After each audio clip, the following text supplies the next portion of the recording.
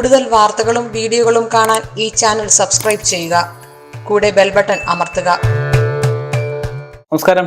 ഏഷ്യലൈവ് ടിവിയുടെ എപ്പിസോഡിലേക്ക് എല്ലാ മനഃപ്രേക്ഷകർക്കും സ്നേഹം നിറഞ്ഞ ഹൃദയം നിറഞ്ഞ സ്വാഗതം.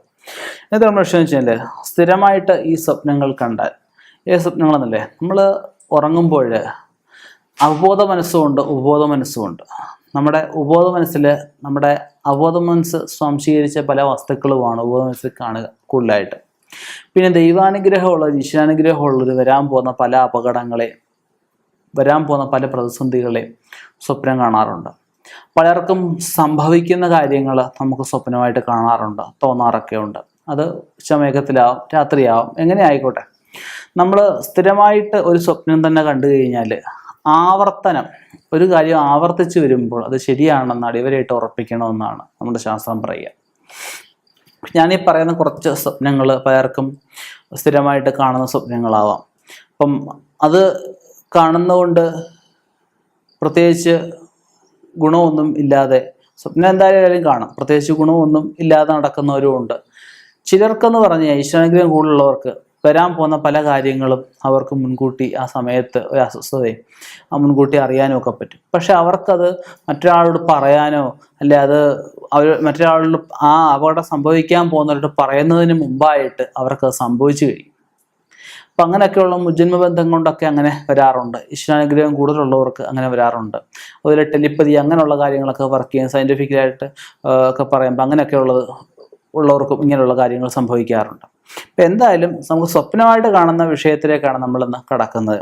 അപ്പം അതിൽ കുറച്ച് കാര്യങ്ങൾ പറയുന്നുണ്ട്. അത് ഗുണമായിട്ടുള്ളതുകൊണ്ട് ദോഷമായിട്ടുള്ളതുകൊണ്ട്. നമുക്ക് മറ്റൊരാൾക്ക് കാണുവാണെങ്കിൽ നമുക്കായിട്ടും, നമുക്ക് കാണുവാണെങ്കിൽ മറ്റൊരാൾക്ക് സംഭവിക്കാവുന്ന അവസ്ഥയാണ് പറയുന്നത്. അടുത്ത് കാണുന്ന കാര്യങ്ങൾ ദൂരെ സംഭവിക്കുമെന്നും ദൂരെ കാണുന്ന കാര്യങ്ങൾ അടുത്ത് സംഭവിക്കുമെന്നൊക്കെയാണ് സ്വപ്നഫലങ്ങളിനകത്തൊക്കെ പറയപ്പെടുന്നത്. അപ്പം നമുക്ക് പച്ചപ്പ് കണ്ടു കഴിഞ്ഞാൽ നമുക്ക് ഒരുപാട് അഭിവൃദ്ധി ഉണ്ടാവാൻ സാധ്യതയുള്ള അവസ്ഥയൊക്കെ പറയാൻ പറ്റും. നമ്മൾ പറക്കുന്നതായിട്ട് കണ്ടു കഴിഞ്ഞാൽ നമുക്ക് ഉയർച്ചകൾ ധാരാളം ഉള്ളതായിട്ട് പറയാൻ പറ്റുന്നുണ്ട്. പിന്നെ വിദേശ യാത്രകൾ, വിദേശത്ത് പോകുന്നതായിട്ടൊക്കെ കണ്ടു കഴിഞ്ഞാൽ ഉടനെ തന്നെ ഒരു യാത്രയ്ക്ക് ഒരുങ്ങേണ്ട അവസ്ഥയൊക്കെ പറയപ്പെടുന്നുണ്ട്.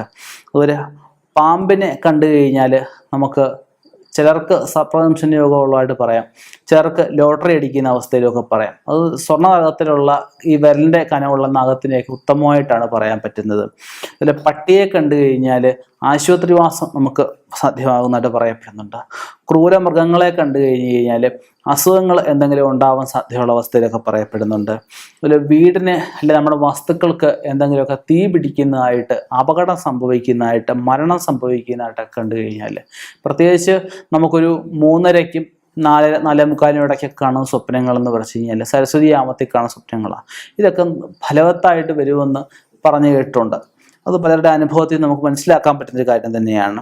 പിന്നെ നമ്മൾ മല, കുന്ന് ഇങ്ങനെയുള്ള പ്രദേശങ്ങളൊക്കെ കാണുവാണെങ്കിൽ നമുക്ക് എന്തോ കിട്ടാതിരുന്ന പല വസ്തുക്കളും കിട്ടാനുള്ള സാധ്യതയൊക്കെ പറയപ്പെടുന്നുണ്ട്. അതുപോലെ നമുക്ക് ആൾക്കാർ ഭയന്നോടുക, പലായനം ചെയ്യുന്നതായിട്ടൊക്കെ സ്വപ്നം കണ്ടു കഴിഞ്ഞാൽ നമുക്ക് ഒരു മാറ്റം നമ്മുടെ ജീവിതത്തിൽ ഉണ്ടാവാൻ പോകുന്നതായിട്ടൊക്കെ പറയാൻ സാധിക്കുന്നുണ്ട്. നമുക്ക് ഇറച്ചി, പച്ച ഇറച്ചിയാവാം, കരിഞ്ഞ ഇറച്ചിയാവാം, അതുപോലെ ശവം ദഹിപ്പിക്കുന്നതാവാം ഒക്കെ നമുക്ക് കണ്ടു കഴിഞ്ഞാൽ നമുക്ക് എന്തോ ഒരു ഭാഗ്യം വരാൻ നിൽപ്പുണ്ട്, അതിനെന്തോ ഒരു തടസ്സം നിൽക്കുന്നൊരവസ്ഥയെ പറയാൻ സാധിക്കും. അതുപോലെ പുറം പ്രദേശങ്ങൾ ഒക്കെ നമ്മൾ കാണുവാണെങ്കിൽ നമ്മൾ ഉടനെ തന്നെ അപകടം കാണാൻ പോകുന്ന അവസ്ഥ, യാത്ര ചെയ്യുമ്പോഴൊക്കെ ഒരു അപകടം സംഭവിച്ചേക്ക് നമുക്ക് കാണാൻ സാധ്യതയുള്ള അവസ്ഥയൊക്കെ പറയാൻ പറ്റും. അതുപോലെ കടല്, വിജനമായ പ്രദേശങ്ങളൊക്കെ കണ്ടു കഴിഞ്ഞാൽ നമ്മളെ ഉടനെ ഒരാൾ ഒറ്റപ്പെടുത്താൻ, കുറേ ആൾക്കാർ ചേർന്ന് എന്തെങ്കിലും ഒരു കാരണത്തിൻ്റെ പേരിൽ നമ്മളെ ഒറ്റപ്പെടുത്താനുള്ള സാധ്യതയാണ് കടലൊക്കെ കണ്ടു പറയാൻ പറ്റുന്നത്. പുഴയും കുളമൊക്കെ കണ്ടു കഴിഞ്ഞാൽ നമുക്ക് ഉടനെ തന്നെ നമ്മൾ ആഗ്രഹിച്ചിരിക്കുക അല്ലെങ്കിൽ പൊടി അവിടെയൊക്കെ പോയി കുളിക്കാനൊക്കെയുള്ള സാധ്യത, നമ്മളതല്ലാത്ത പല സ്ഥലങ്ങളിലും പോയി സ്വിമ്മിംഗ് പൂൾ അങ്ങനെയുള്ളതൊക്കെ കുളിക്കാനുള്ള സാധ്യതയൊക്കെ പറയപ്പെടുന്നുണ്ട്.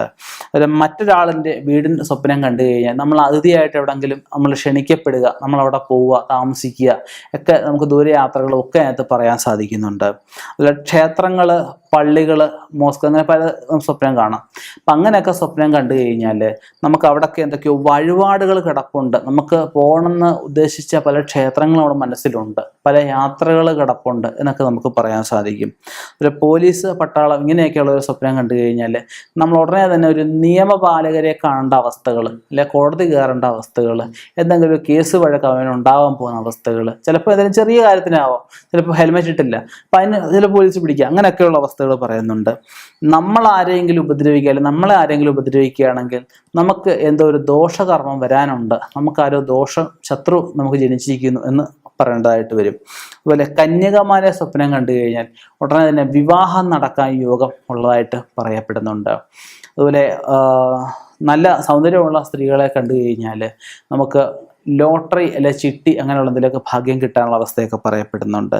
പിളരുന്ന ഭൂമി, കത്തുന്ന ഭൂമി, വിജനമായിട്ട് ആരും മനുഷ്യവാസയോഗ്യമല്ലാതെ കിടക്കുന്ന ഗ്രാമങ്ങൾ, അതുപോലെ ശവക്കല്ലറകൾ, ഈജിപ്ഷ്യൻ സംസ്കാരത്തിൽപ്പെട്ട പല സാധനങ്ങൾ, കാട്ടുജാതിക്കാർ, അങ്ങനെയുള്ള ആദിവാസികൾ, ഇങ്ങനെയുള്ളവരെയൊക്കെ സ്വപ്നം കാണുന്നത് ദോഷകരമായിട്ട് പറയപ്പെടുന്നുണ്ട്.